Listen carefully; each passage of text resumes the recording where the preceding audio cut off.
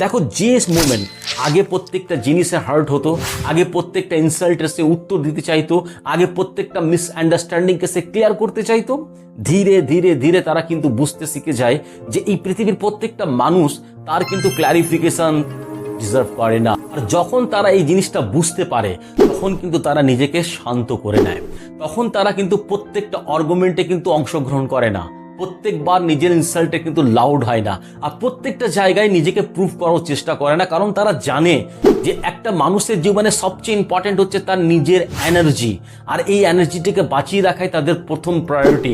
কিন্তু একটা নর্মাল যারা উইক ওমেন, তারা এই প্রত্যেকটা ছোট ছোট জিনিসের মধ্যে কিন্তু নিজের এনার্জিটাকে কিন্তু ওয়েস্ট করতে লাগে।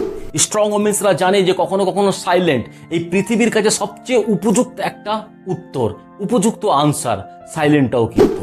তাই একটা স্ট্রং ওমেন যখন রিয়াক্ট করা বন্ধ করে দেয়, তার মানে এটা নয় যে সমাজের সবকিছু থেকে তার কোনো পরোয়া নেই, কে কি বলছে, কে কি ভাবছে, কে তার পিছনে ভালো, কে তার সামনে ভালো, কে তার পিছনে খারাপ।